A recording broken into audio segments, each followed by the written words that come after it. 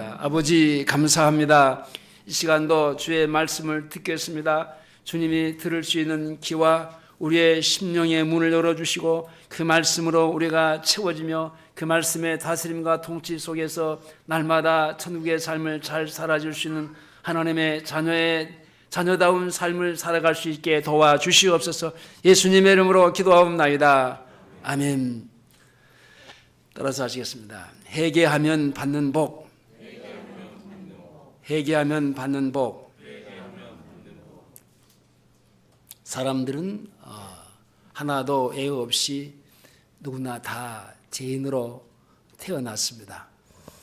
그리고 그 죄로 말미암아 하나님과의 관계가 끊어졌고, 그것뿐만 아니라 하나님과의 관계가 온수가 된 상태에서 우리 인생이 시작이 됐습니다. 그러니까 얼마나 불행한 우리 인간입니까? 죄인으로 태어났습니다. 그 죄인이 하나님과의 관계가 끊어졌습니다. 끊어질 뿐만 아니라 하나님과의 온수가 된 상태에서 우리의 인생이 시작이 됐으니까 시작 자체가 얼마나 불행한 우리의 인생이냐 말입니다. 그런 인생을 우리는 꾸준하게 끊임없이 살아갑니다.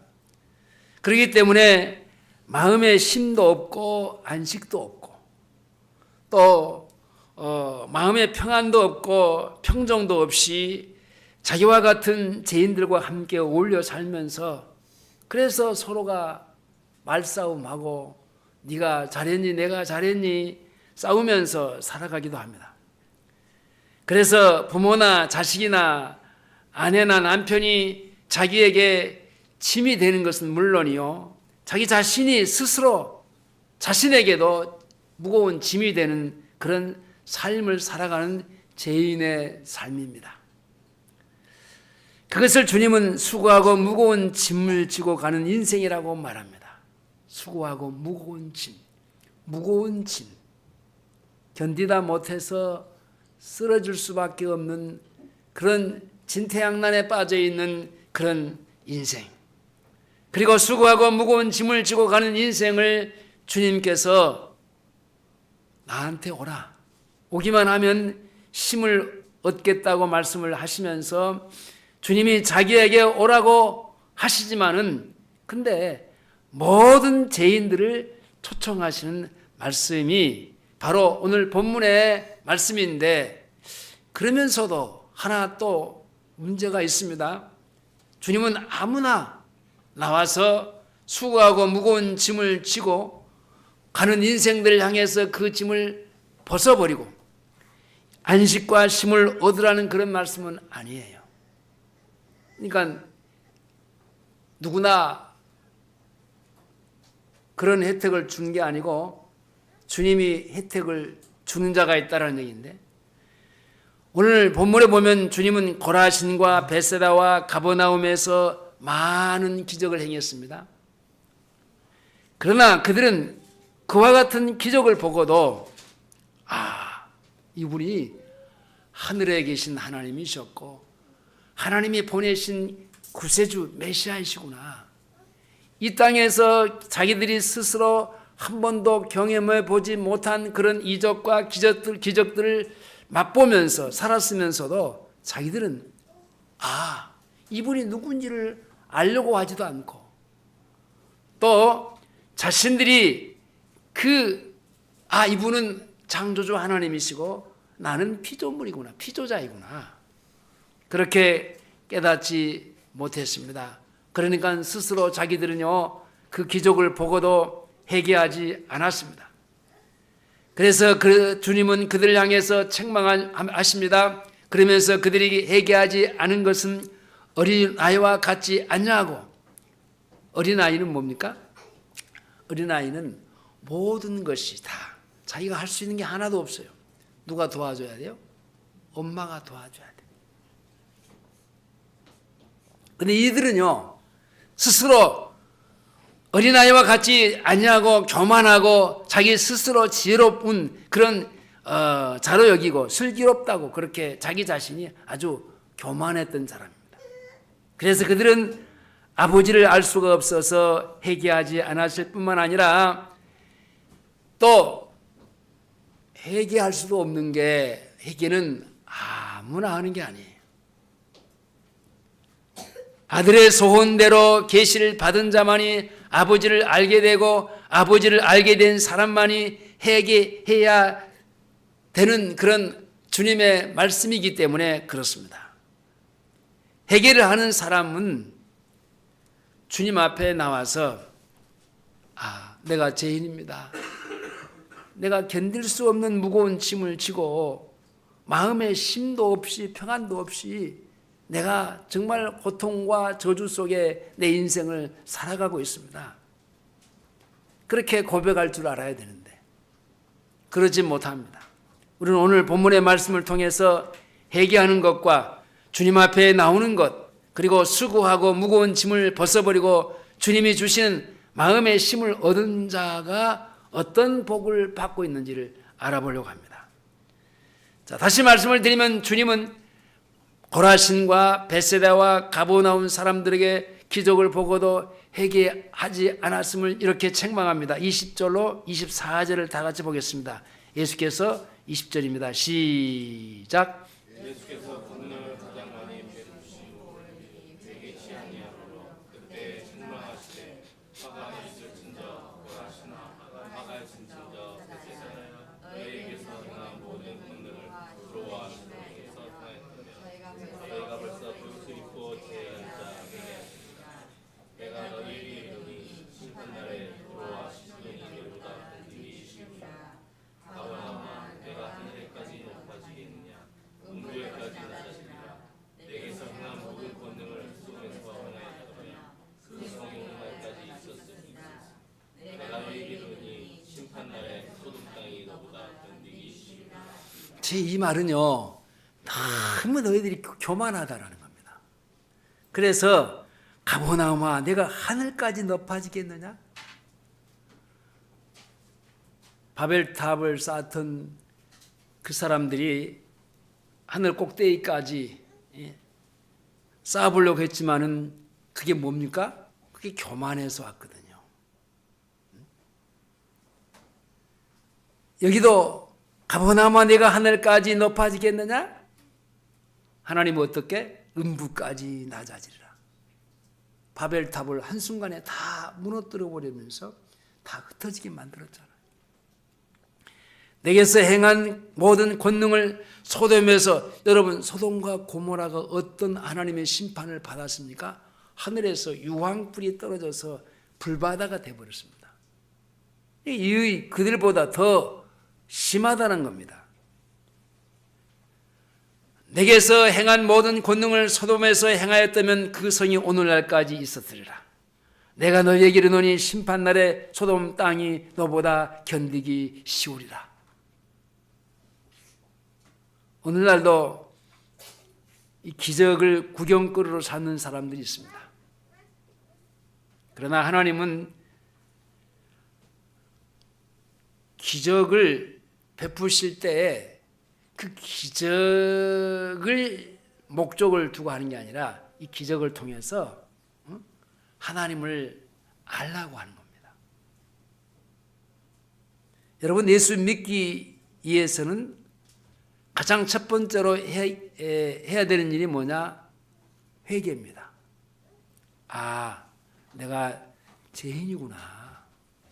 자, 여기까지 오는 것은 하나님의 전적인 은혜인데, 이 하나님의 전적인 은혜가 아니고는 내가 죄인이구나 라는 것을 절대로 깨달을 수 없습니다.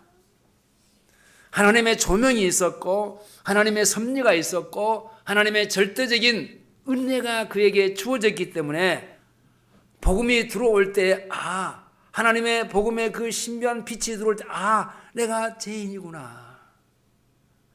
말할 수 없는 탄식을 하면서 내가 죄인인 것을 고백하게 됩니다. 주님은 우리에게 말씀하십니다. 의인은 없나니 하나도 없으며 깨닫는 자도 없고 하나님을 찾는 자도 없다고 말씀하십니다. 그래서 모든 사람이 다 죄인이야. 하나도 이 땅에 살아가는 사람들 중에 의인은 없어. 그러니까 하나님 앞에서, 사람 앞에서 교만하면은 안 된다는 겁니다.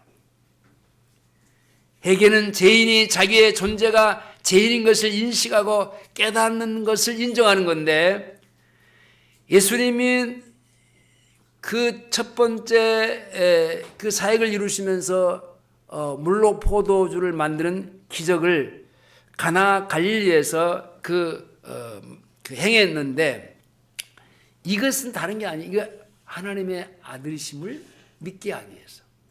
아, 이분이 하나님의 아들이시구나. 그들이 뭐 포도주가 모자라서 그것이 안타까우니까 이들에게 포도주를 줘야지, 만들어 줘야지. 그들을 뭐 먹이기 위해서, 포도주를 먹이기 위해서 그런 것 때문에 그 포도주의 어떤 그 기적을 베푸신 게 아니라, 그 기적을 통해서 하나님의 아들이심을 믿게 하기 위해서. 요한복음 2장 11절에 예수께서 이 처음 표적을 갈릴리 가나에서 행하여 그 영광을 나타내심에 제자들이 그를 믿으니라. 첫 번째가 거기 있는 모든 사람들을 믿는 게 아니고, 그 주님을 따라다니고 있는 그 제자들에게 그 기적을 통해서, 우리가 지금 따르고 있는 이분이 하나님의 아들 예수가 맞구나, 믿게 하기 위해서.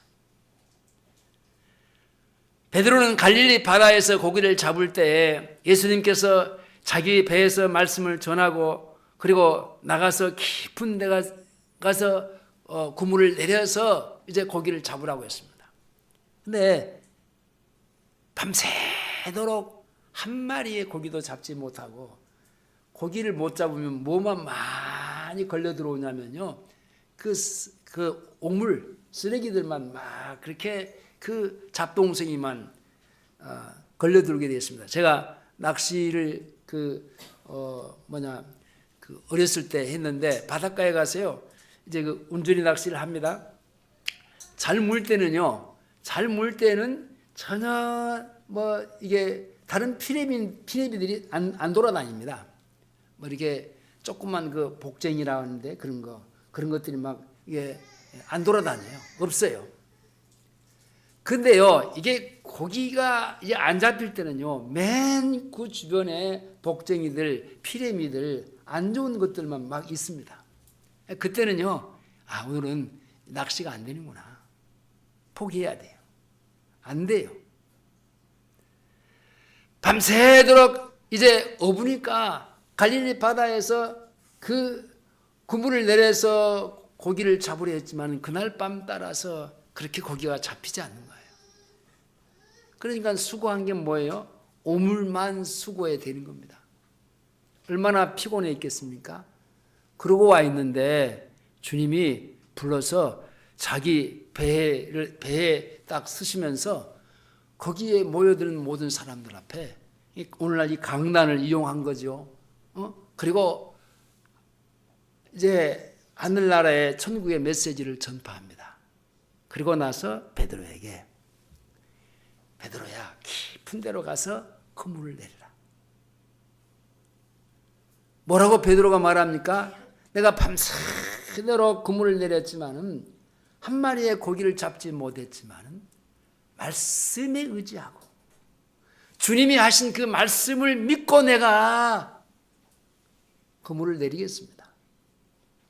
인간적으로 따져보면요, 예수님은 갈릴리에서 그물을 내려서 고기 잡아본 적이 없어요. 근데 베드로는요, 아버지 조상적 때부터 지금 대대로 그 갈릴리에서 그 그물을 내려서 고기를 잡고 생계를 유지하던 사람이에요. 날마다 그것만 하는 사람이에요. 인간적으로 따져보면은요, 그 베드로가 예수님의 말을 들어야 될 이유가 하나도 없어요. 그러잖아요. 근데 말씀에 의지하여 내가 그물을 내리리라. 피곤하고 지쳐있고 아주 더 이상 어떻게 몸을 가눌 수 없는 그 상태에서 배를 몰고 다시 주님이 말씀하신 대로 가서 깊은 데서 고물을 내립니다. 근데 어떻게 됐습니까? 그물이 찢어질 정도로 고기가 잡히는 그 기적을 보고 그 주님 앞에 엎드려서 고백합니다. 주여, 나를 떠나소서, 나는 죄인입니다. 자, 이 베드로에게 이 고백을 받아내기 위해서 주님은 그 베드로에게 그런 기적을 행하게 하셨습니다. 그러니까 중요한 것은 이게 이제 하나님의 은혜인데, 중요한 것은 내가 죄인이라는 사실을 다른 사람이 너 죄인이야, 그래서 죄인이 아니고 주님이 나를 향해서 그 말씀을 통해서 조명하실 때 내가 죄인이구나라는 것을 스스로 깨닫게 될 때에 베드로처럼 주여 나를 떠나소서, 나는 죄인입니다. 자, 주님은 죄 없는 분이고 의로우신 분이고 나는 죄인이요. 죄인과 의인은요 같이 할 수가 없습니다. 구약에서요 죄인이요 만약에 하나님을 보면요 그건 거기에 직사하는 거, 죽는 거예요. 그래서 빨리 떠나달라는 겁니다. 떠나달라, 그래야 내가 살겠습니다, 그런 의미예요. 그러니까 자기가 죄인이라는 사실을 고백을 합니다. 제자들이 예수님을 믿음으로 성령을 받고 나가서 말씀을 전할 때도요 주님께서 함께 역사하심으로 그를 따르는 표적을 그 말씀으로 증거하셨는데, 마가복음 16장 20절에 제자들이 나가 두루 전파하실새 주께서 함께 역사하사 그 따르는 표적으로 말씀을 확실히 증거하시니라. 자, 이렇게 이와 같은 기적을 보고 하나님을 인식하는 죄인은 반드시 뭐한다? 회개한다. 나는 죄인입니다. 그러나 그 기적을 보고도 하나님을 인식하지 못한다면 자기가 죄인임을 전혀 깨닫지 못하기 때문에 회개할 수 없는 거죠. 그러므로 회개는 아무나 하는 게 아니에요. 하나님이 자신을 계시해 주시고 힘이 하나마 무슨 일을 통해서 하나님이 인식이 될 때에 그 앞에서 자동적으로 내가 죄인이구나 라는 것을 깨닫고 회개하게 되는 겁니다. 그러나 여러분, 죄인이 하나님을 인식하고 회개하는 것은 아무나 하는 것이 아니다라고 말씀을 드렸어요. 어떤 자가 회개하고 하나님의 은혜를 받습니까? 자기가 죄인이라는 사실을 고백하게 됩니까? 하나님이 찾아와 주셔야 돼요. 이게 은혜야. 아담이 선악과를 따먹고 하나님이 두려워서 무화과 나무를 엮어서 이제 자기 몸을 이제 숨기고 그 다음에 그 나무꾼을 밑에서 숨어 있잖아요. 하나님과의 같이 함께 살 수 없길래 그는 떠나는 겁니다. 하나님 곁을 스스로 떠나서 숨는다고 숨어지는 게 아닌데 숨었어요, 자기 나름대로. 근데 하나님이 찾아가잖아요. 아니, 도리적으로 생각하면은 자기가 잘못했으니까 잘못한 사람이 하나님을 향해서 나 찾아가서 잘못했습니다, 용서해 주세요, 그래야 순서잖아요. 근데 잘못한 사람은 숨어버리고, 그죠? 그 숨어버린 그 사람을 향해서 하나님은 그 사람과 같이 할 수 없어요. 왜냐? 이는 벌써 죄가 그 속에 들어와서 죄인이 되어버렸고 하나님의 영은 떠나버렸어요. 그래서 육체만 남았어요. 근데 그는 버려진 상태예요. 근데 하나님이 그를 찾아가는 거예요. 이게 하나님의 은혜예요. 이게 하나님의 사랑하신 겁니다. 그러니까 이렇게 하나님이 은혜를 주신 자가 뭐한다? 회개한다. 이사야 선지자도 성전에서 하나님이 그에게 나타나셨을 때 회개했습니다. 이사야 6장 5절에 그때 내가 말하되 화로다 나여 망하게 되었도다. 나는 입술이 부정한 사람이요 입술이 부정한 백성 중에 거하면서 만군의 여호와이신 왕을 배웠습니다. 아까 얘기했듯이 죄인이 하나님을 배면요 죽는다니까요. 그래서 앞에서 말하기를 나는 망하였도다. 이 말은 나는 이제 죽게 되었구나. 그 말이에요. 기드온도요 하나님을 보았을 때 자기는 죽을 수밖에 없는 죄인인 것을 고백을 합니다. 사사기 6장 22절에 기드온이 그가 여호와의 사자인 줄 알고 가로되 슬프도소이다. 주 여호와여 내가 여호와의 사자를 대면하여 보았나이다. 여호와의 사자인 줄 알고 가로되 슬프도소이다. 하나님을 직접 뵌 게 아니라 하나님이 보내신 사자 천사를 본 거예요. 그래서 슬프도소이다. 내가 하나님을 봤어. 이제 좋아하는 게 아니라 슬프도소이다. 나는 죽게 되었구나. 이렇게 복을 받은 자는 하나님을 만났을 때 이적과 표적을 보았을 때 자기가 죄인인 것을 알고 회개하는 겁니다. 그러나 고라신과 벳세다와 가버나움은 주님이 많은 기적을 행하였으나 그들은 교만하여서 자기들이 죄인임을 깨닫지 못하고 회개하지도 않습니다. 그 많은 기적들 가운데 그 기적을 행하시는 분이 하나님이심을 그 인식하는 은혜를 받지 못했습니다. 그래서 주님은 이렇게 말씀하십니다. 25절입니다. 25절 중요합니다. 시작.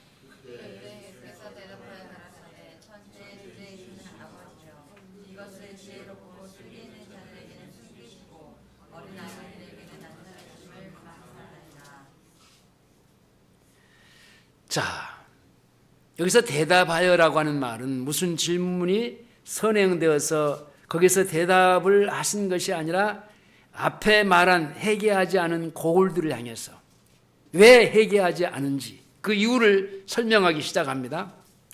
대답하여라고 하는 말은 아포클리노마이, 자, 숨기는 것, 비밀이 말하는 것, 그런 뜻인데요. 곧 지혜가 있고 슬기롭고 현명하다고 자신을 믿는 이들에게는 하나님이 자신을 숨기신다라는 겁니다. 그 25절 오기 전에 24절에서 내가 너희에게 이르노니 심판날에 소돔 땅이 너보다 견디기 쉬우리라 그랬는데, 여기서 이제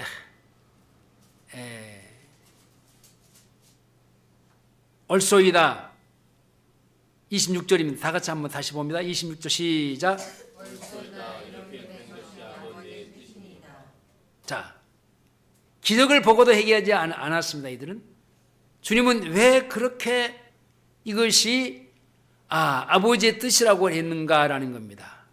자 27절에 봅니다. 27절 다 같이 시작. 내 아버지께서 모든 것을 내게 주셨으니 아버지 외에는 아들을 낳은 자가 없고 아들과 또 아들의 소원대로 계시를 받은 자 외에는 아버지를 안 자가 없느니라. 자, 중요한 복음이 여기 들어 있습니다. 자, 내 아버지께서 모든 것을 내게 주셨으니, 성부 하나님이 성자 하나님에게 모든 것을 주어졌다는 겁니다.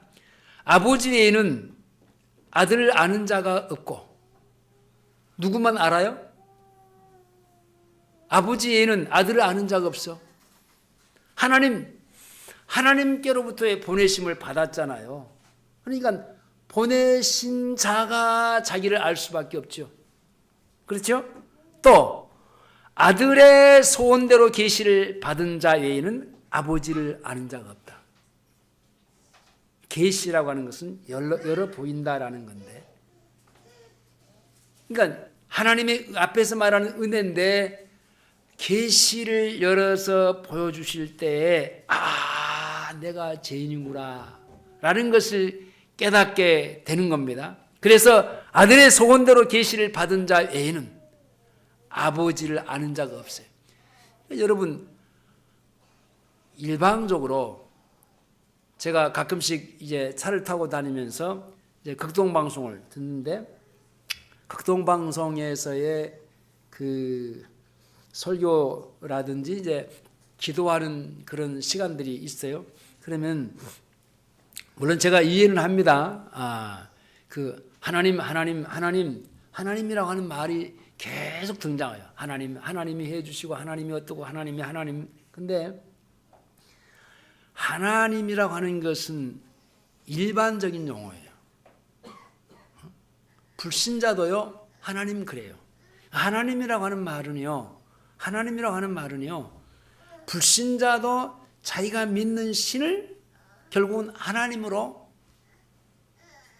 부르는 거예요. 그러니까 우리는 하나님 뒤에다가 뭘 붙여요? 아버지라고 붙여요. 당신과는 나는 뗄 수 없는 관계입니다. 하나님 아버지가 더 중요해요. 하나님 아버지, 강조된 부분이 아버지. 그 아들 예수 그리스도를 통해서 우리의 모든 죄를 담당시켜 주시고, 그 예수 그리스도께서 우리 안에 오셔서 우리를 다스리고 통치하시는 하나님의 나라를 이루신 그분이, 그 은혜를 주셨으니 그분이 누구냐? 하나님, 우리 아버지라니까. 아버지요.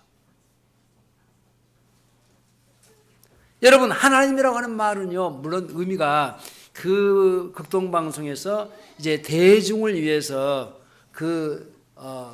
이제 나가는 전파이기 때문에 그럴 수 있지만요. 근데 분명한 것은 하나님 아버지가 맞아요.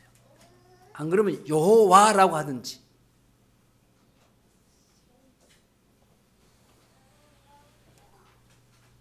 자, 주님도 아들의 소원대로 계시를 받은 자 외에는 아버지를 아는 자가 없다 그랬어요. 자, 주님은 분명하게 아버지께로 보내심을 받은 자잖아요. 그렇죠? 그러니까 아버지라고 할 수 있어요. 근데 그를 믿는 자마다 멸망치 않고 영생을 얻게 하려 하심이라, 그 잃어버린 생명을 다시 찾은 그를 믿는, 그래서 하나님과의 나와의 죄인의 관계 속에서 예수 그리스도의 십자가의 구속의 은혜를 통해서 내가 하나님의 관계가 회복이 된 거예요. 그래서 하나님 아버지가 된 거예요. 하나님 아버지라고 부를 수 있는 거예요. 이게 놀라운 은혜예요. 그러므로 회개하는 것은 아들의 소원대로 되는 겁니다. 사람이 원한다고 노력함으로 되는 것이 아닙니다. 하나님이 나를 불쌍히 여겨주셔야만이 하나님 그런 게 아니고. 그래서 옛날 우리 교인들 가운데 그랬습니다. 기도를 시키면 하나님이요 계속 끊임없이 한마디 해놓고 하나님이요, 또 해놓고 하나님이요. 그래서 내가 하나님이요라고 하는 단어를 좀 쓰지 말라고 그랬어요. 주님 그러든지, 아니면 하나님 아버지라고 그러든지, 아니면 앞에 하나님은 빼놓고 그냥 아버지 그러든지. 일반인들이 쓰는 그런 하나님을 또 천주교는 하느님이라고 그러죠. 또 어떤 사람은 하늘님이라고 그래. 또 이게 자기들이, 일반인들이 부르는 하나의 그 명칭이에요. 이름이에요, 이름. 우리가 믿는 하나님 아버지를요, 그렇게 불러서는 안 돼요. 로마서 9장 15절에 모세에게 이르시되 내가 긍휼히 여길 자를 긍휼히 여기고 불쌍히 여길 자를 불쌍히 여기리라. 그런즉 원하는 자로 말미암도 아니요 다른 박질하는 자로 말미암도 아니요 오직 긍휼히 여기시는 하나님으로 말미암니라. 그러므로 회개는 하나님의 전적인 뭐다? 은혜입니다. 그리고 자기들의 계시대로 하나님을 인식하고 그 하나님 앞에서 회개하는 사람들을 주님이 부르시는데, 회개하는 사람만 자기가 수고하고 무거운 짐진 것을 깨닫는 겁니다. 그리고 주님 앞에 나오는 겁니다. 28절입니다. 다 같이 시작. 수고하고 무거운 짐진 자들아 내게로 오라 내가 너희를 쉬게 하리라. 자, 수고하는 것은 죄를 안 지으라고 하는 수고입니다. 내가 어떻게 하면 죄를 안 지을까? 그게 수고, 그 수고 말입니다. 그 수고. 그것은 율법적인 수고요, 양심대로 살려고 하는 수고입니다. 그러니까 그게 자신에게는 무거운 짐이 되는 거야. 여러분, 내가 이거 하면 안 되는데, 이거 하면 죄인데, 그게 수고라니까. 근데 그렇게 수고한다고 해서 그 수고대로 결과가 따라옵니까? 아니요.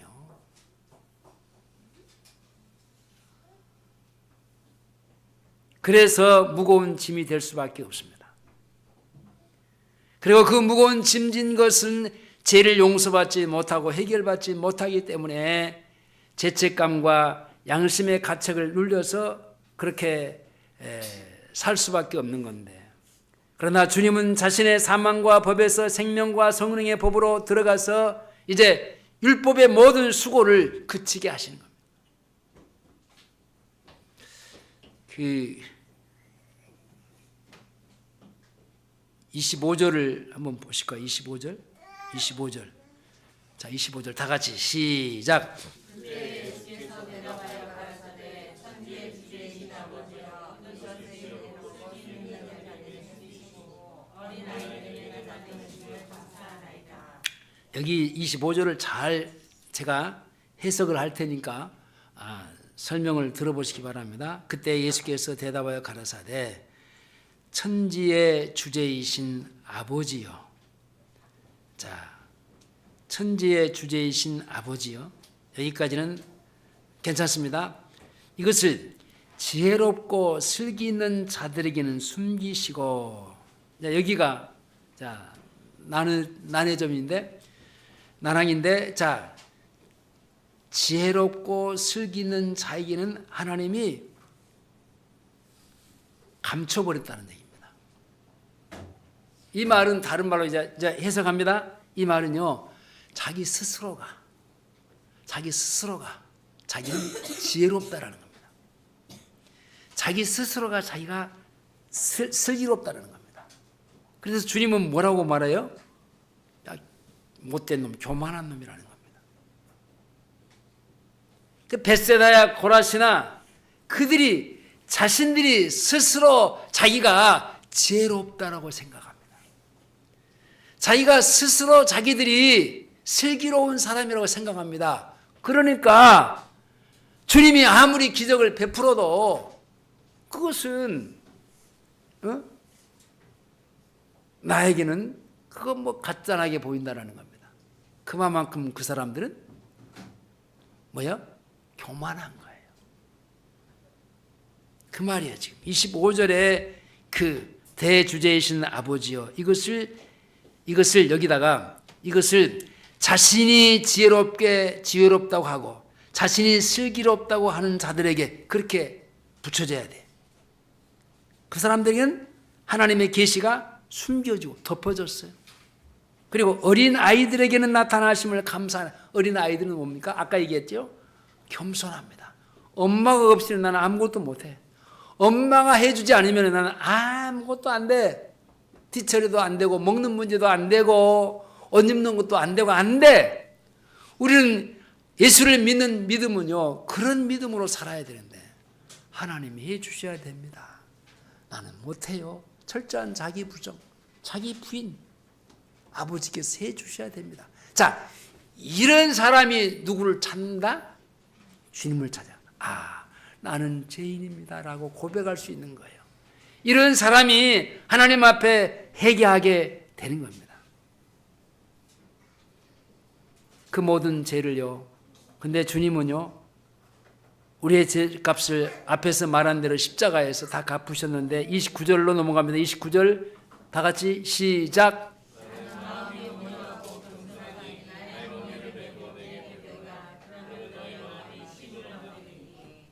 야, 네가 스스로 지혜롭다고 얘기하지 말고, 네가 스스로 슬기 있다고 그렇게 교만하지 말고, 나의 명예를 배우고 나한테 배우라. 그렇게 교만하지 말라는 겁니다.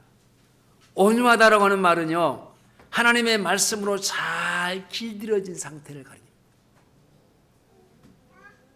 여러분, 하나님의 말씀으로 잘 길들여진 사람은요, 어떤 사람입니까? 어린아이와 같은 사람이에요. 나는 슬기로운 사람이야. 나는 지혜 있는 사람이야. 이 사람은 절대로 말씀으로 다스림을 받을 수가 없습니다. 겸손하다고 하는 말은 땅바닥에 엎드려져서 낮아지는 그 굴욕을 말합니다. 아까 이사야도 그랬고 그 기드온도 그랬잖아요. 나를 떠나소서. 나는 죄인입니다. 베드로가 그랬고 또 이사야도 슬프도소이다. 내가 이제 주님을 뵀으니 내가 죽을 수밖에 없구나. 그렇게 자기 자신이 죄인인 것을 고백하고 죄인인 것을 그렇게 말할 때에 하나님이 은혜를 주십니다. 예수님은 아버지와 함께 세상을 창조하신 하나님의 아들이시지만은 천사보다 조금 못하게 하심을 받고 이 땅에서 아버지라고 그렇게 이름을 부르면서 아버지의 이름을 다 나타내면서 살으셨습니다.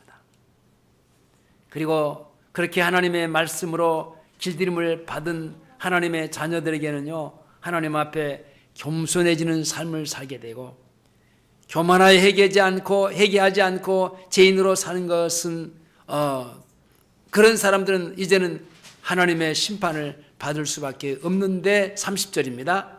시작. 자, 이는 내 멍에. 그래서 이 말이 무슨 말이냐면요, 너희의 그 무거운 짐 앞에서 내가 서론에서 얘기했어요.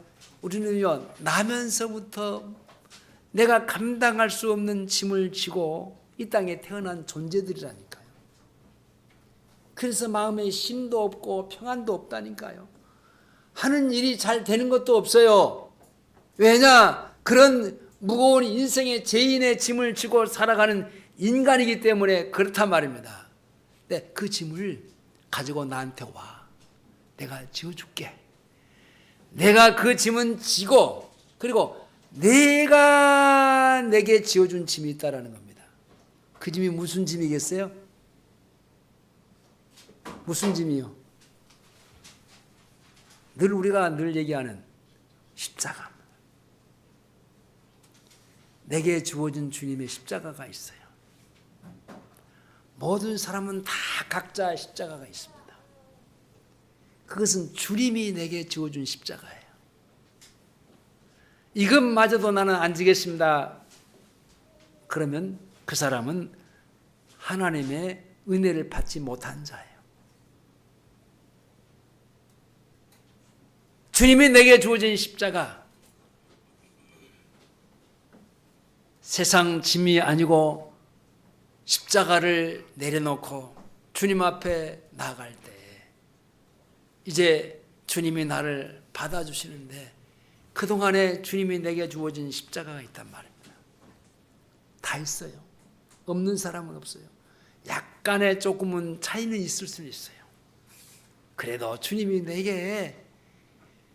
내게 필요한 십자가고 내게 맞는 십자가이기에, 내가 감당할 수 있는 십자가이기에 주님이 내게 주어진 것이니까 아멘 하고 묵묵히 기도하면서 주님 힘드네요. 그래도 주님이 내게 주어진 십자가이기에 나는 지고 가려나이다. 나는 가기 힘들지만 주님이 도와주시면 나는 갈 수 있습니다.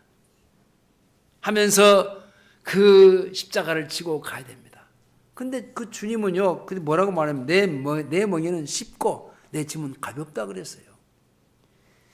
그러니까 앞에서 말하는 내가 어머니의 태에서부터 태어날 때부터 그 무거운 제 짐을 태고 난 그 짐에 비하면요, 이 짐은요 아무것도 아니야.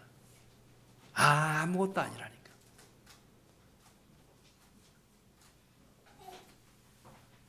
주님의 짐은 주님을 따르고 그의 장성한 분량이 이르도록 성장하는 그런 그 영적인 부담을 가지고 사는 겁니다.